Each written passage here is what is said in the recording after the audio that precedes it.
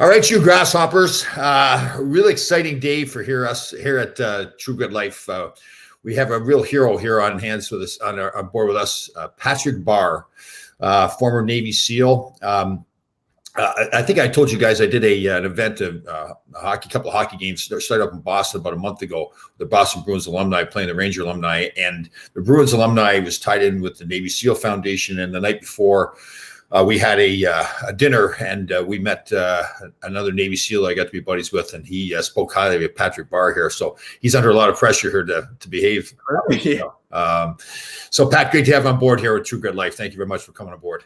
Absolutely. Thank you, Tom. Good, my pleasure. So everybody knows, so everybody's aware, again, Pat and I are going to be doing a lot more of these podcasts. And again, today, I want everybody to get to know Pat and his story.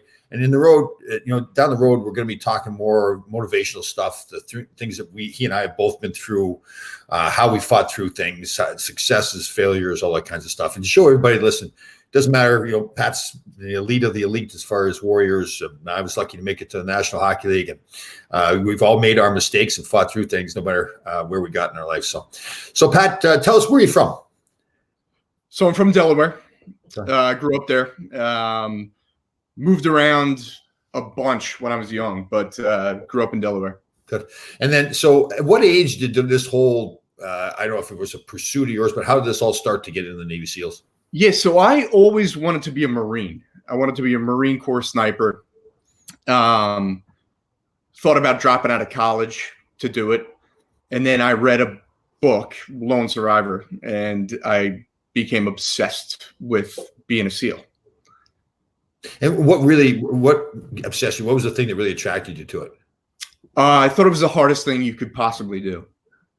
So you're a sickle in some ways that you wanted to test yourself. You're a sickle. You want to test yourself. Exactly. Yeah. So what's interesting, like that. See, when I look at Navy SEALs, one of the things that really attracts me is that mentality that it doesn't matter what's going on. You have a mission to get done, and the mission has to get done. It doesn't matter if you're sick or shot. No matter what, it has to get done. Is that what it was for you? Yeah. So how did it all start then? Did you you went in the Navy first? Yeah. So once I graduated college, I joined this program. It's called the DEP program, delayed entry program. And I started working out with a bunch of guys who wanted to become SEALs, and then joined the Navy after that. And then, so when you joined the Navy with the goal of becoming a SEAL, is that something you declared to them right away, or just? Yeah, you get a SEAL contract. Oh, okay. You go in, you get a contract saying like you're going to go try BUD/S. So yeah, good. And so I probably like you, I watched Lone Survivor. Was it American Sniper? The story about Chris Kyle. So you see the stories about the BUD/S training. So BUD/S training is, explain that. What comes before BUD/S training, and how do you get to that point where you're at BUD/S training? So before BUD/S training, you go to boot camp, and then you do BUD/S orientation. And then BUD/S training is 6 months. It's just grueling. Oh, so it is 6 months. I for some reason I thought it was short. But isn't there a certain portion of that BUD/S training where it's like that really intense part where they've got Hell week. Okay. Yeah. But BUD/S training in entirety is 6 months, and that is all physical, or it's written stuff too, or what is that? Both. First phase is mostly physical. Second phase is diving, and then third phase is land warfare. So, so you see things like what is it, where they put you in the pool and get your hands tied behind your back, and like almost getting used to drowning. So, had you were you a good swimmer and everything? I was, yeah. So that really didn't bother you that much going through that kind of stuff? No, that didn't. But it wiped a lot of guys out. A lot of guys who attempted that just washed out. So they could be good enough at every other phase of it, but if they couldn't master that portion, they're done. Yep. Wow. Yep. I can't, like, to be honest with you, I can't imagine I feel there's a part of me, that, okay, I played in the NHL and I could fight and tough and all that kinds of stuff. But, I think to myself, like, man, I get into the pool and have my hands tied behind my back and you're on, I mean, I know they're there for you, but you're on your own, right? Yeah, the water's a differentiator. Like it sucks. Yeah. And was there any time during that, like you went through that fine? It didn't bother you? No, that was fine. That was easy. Log PT was the worst thing for me. Oh, okay. And being cold all the time. What's that? Say again. And being cold all the time sucked. So the log PT so the group of you guys, like what, 3 or 4 years are carrying this log around? 7 of us. Yep. Yep. It's just it was hours long. It was brutal. Is that right? Eh? Yeah. Was there any time where you said to yourself, "Listen, this just isn't worth it to me. That's it. I'm quitting." Nope. Wow. No, not once. Wow. And how many guys in your group started? So we started with like 296, and I graduated with 49. Is that right? Eh? Wow. Yep. And how? I know it's hard to say, but like, did people dropping out right away? They realized, like, pretty. Oh yeah, literally the first day of Buds. So first day of Buds, you go in with a white T-shirt and shorts, and you do grinder PT. And the first day we lined up, there were 2 guys just ready to quit with their, camouflage on and their helmets. It's just, yeah. So what goes on there? Did they just not know what they were getting themselves into? I mean, these are obviously guys that are pretty elite warriors, right? I mean, well, no. Okay. I don't know. I don't know why you would show up to Buds and then quit the first day. It made no sense to me. So going into it, did you really feel like, I mean, this is obviously a test, physical, mental test for you. Did you feel like, okay, I can do this, or there's doubts in your mind? Oh, there were doubts, like for sure. Like I had no idea. It was a big risk, going in. Right. But like once week 2 came around, right, in Buds, I realized I could do it. Right. So you've been through stuff. So you're saying to yourself, I've been through that. It can't get any worse. I mean, yeah, it may get worse, but I know I can do it mentally. And like, to me, I'm really fascinated by is like this whole True Grit life for me. It's that kind of connection between your mind and your body, right? It's like your body will take pretty much whatever your mind tells it to take, right? Right. And do they teach you that, or is that just something that's ground into you because you go through that? Is that part ground into you? Yeah. I mean, it's like suck it up and do it. Yeah.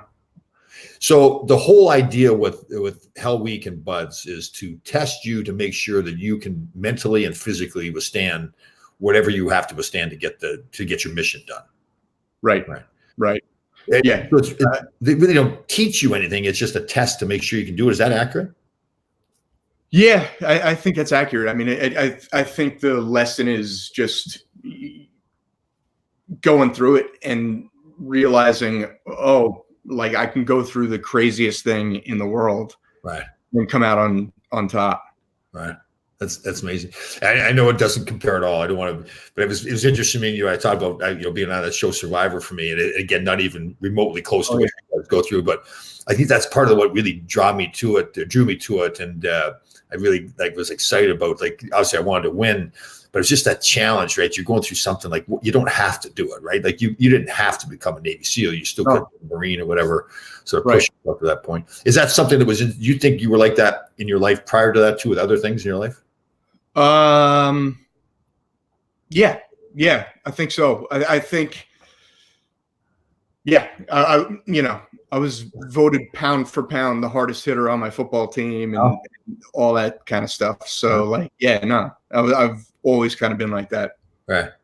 Where do you think you got that? Was that your family or father like that? Brothers, sisters? My dad.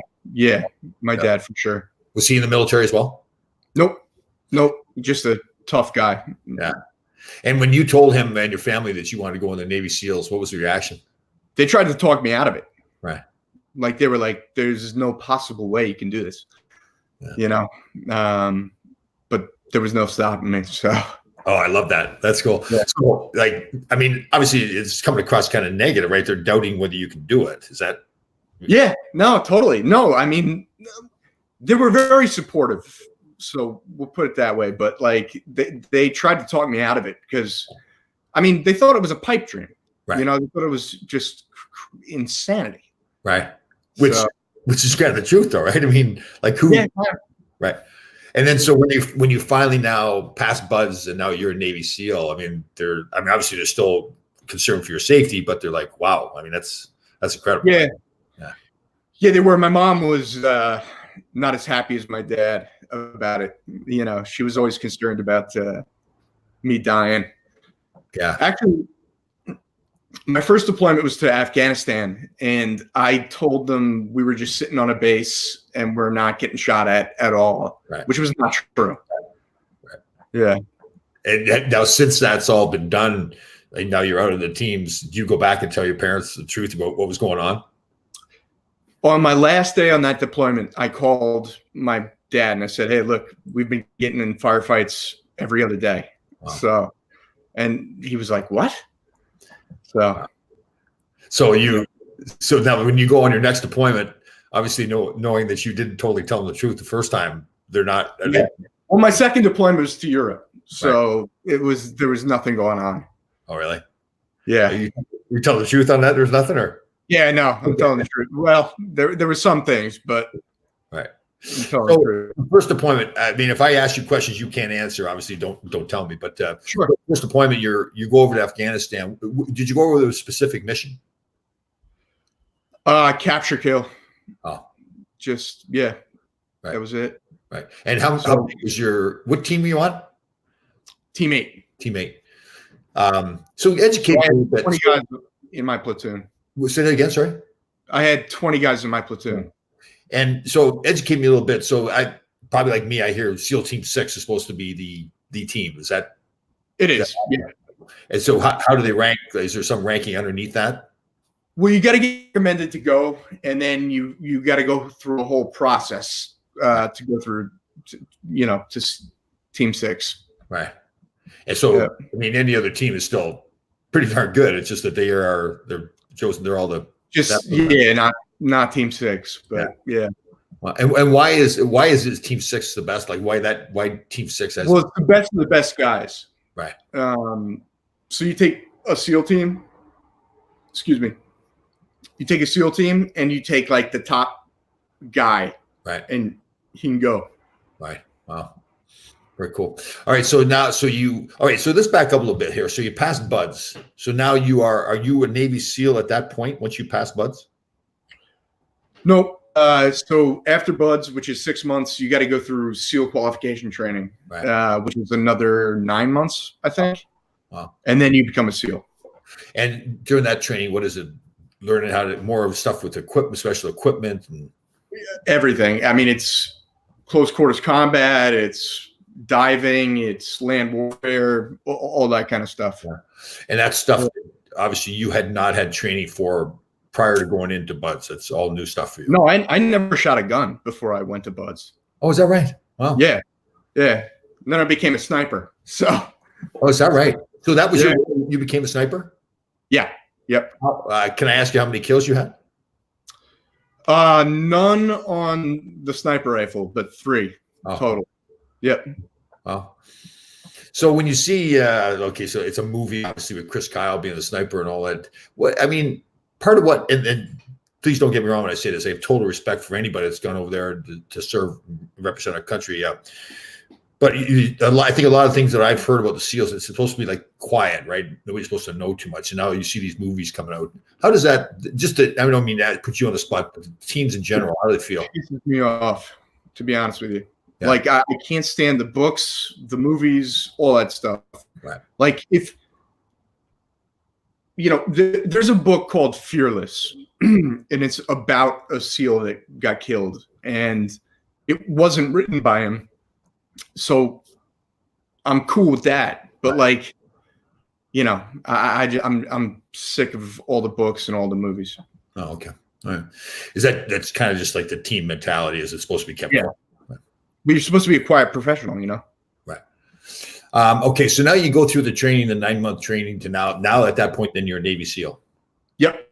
And what do you, you don't go right into a deployment. Do you go back home? Do you? No, you go into a SEAL team. For me, I think it was about 8 months before I deployed. Right. You do a workup, like where you train with your buddies, and then you deploy. So you train for that specific deployment? Yep. Okay. They know what it is. Wow. So it's not just the 6 months or whatever you go for the deployment. You get the work up to that, which is how long? Year and a half. Year and a half workup. Yep. Wow. Yep. Wow, that's incredible. So for 6 months. So the concept is too, and I mentioned to you, what really just like inspires me, I guess, with the Navy SEALs is that mentality that, okay, we've got a mission. It doesn't matter what is going on. The mission needs to get completed. So that year and a half buildup is preparing for that. That, listen, guys, this has to get done, and here's all the contingency plans and all the other things. Is that correct? Yep. It's just like practice runs, for a year and a half. Well, does that get boring? It gets tiresome. Right. You're on the road all the time. Right. So it's rough. So how long in total were you a Navy SEAL then? 6 years. 6 years. So, and during that time you had 2 deployments, but you have a year and a half buildup. So it's really 2 years for each deployment. So you got 4 years out of the 6. So the other 2 years, then what happens? What do you do then? Buds and SEAL qualification training. Oh, okay. Wow. Yeah. Yep. So, I mean, I don't know how much you want to get into this whole thing today, but you, so now it comes the time where now it's time for you to leave the teams. Did you have the option to stay in longer? Yeah, I did. I got out because of a girl, basically. Oh, okay. Yeah. That happens. She broke up with me like 2 weeks ago. So right. That wasn't worth it. Can you have the ability to go back in? Yeah, I can. It would just be a pain in the ass though. Like, you'd have to go through SQT again, and right. It's just annoying. Right. So, so part of why you and I have talked to each other and feel like you've got a lot to offer people is that, so the teams became a huge part of your life, and all of a sudden now that was gone. And it got to the point where you really missed that part of your life, and it started to have some problems. Right. And turned to what, drugs and alcohol or just alcohol? Yeah. Like leaving that tribe. Right. Everybody says when you get out of the military, it's going to be tough. I didn't think it was going to be for me. Right. But it ended up being very tough. Right. So, I mean, you're probably, and I was the same way too when I played. I think part of the reason you're able to be successful at something like, sports, military, is you've got that mentality that you can do anything. It may have bothered somebody else, but it's not going to bother me. Right. So you were this hardened, this hardened warrior, and you hear the stories about it going to be tough, and you're saying, well, that's fine. Those are the other guys. They're not as strong as me. I can handle it. And obviously that you found out that just wasn't the case. And it was just more missing being in the teams. Yeah, it was that lack of kind of a lack of identity.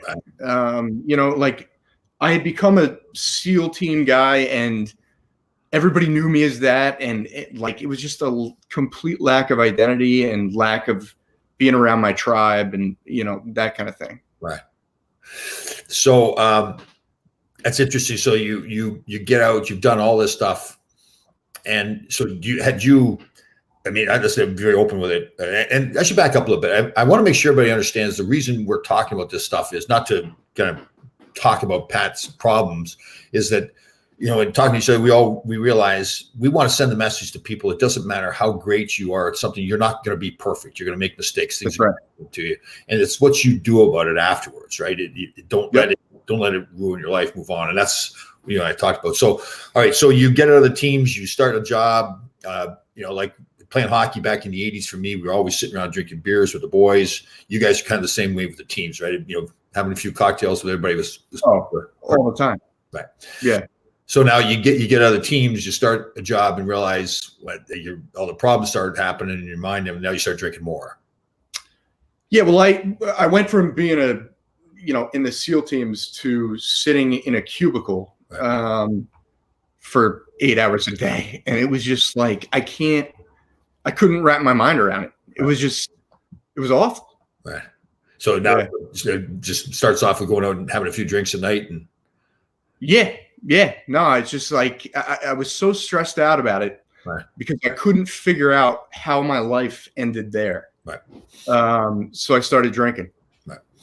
And at that point, then you're out of the teams, and do you have much association with the guys at all after that? Oh yeah, right. Yeah.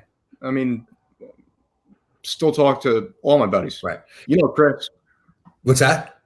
You know, Chris. Yes, I do. Yes. Yeah. Man. I always talk to him. He texted me today. Oh, is that right? Yeah. He spoke very highly of you.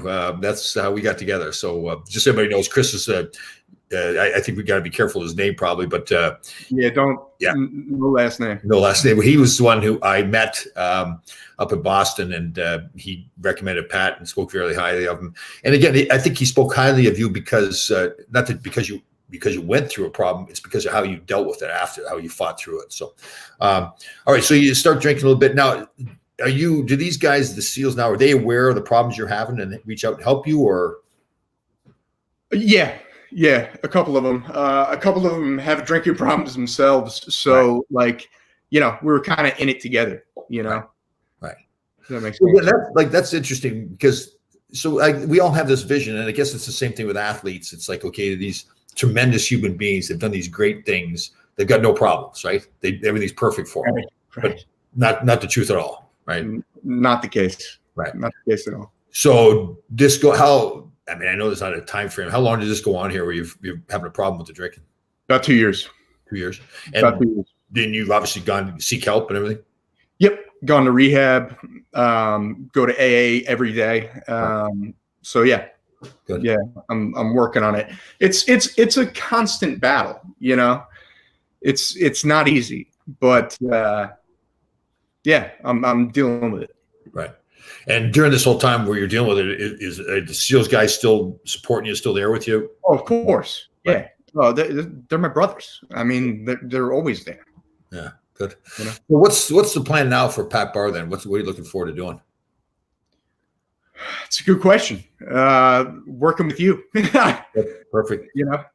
Good. Well, everybody knows. Okay, so Pat and I are going to do these podcasts on a regular basis.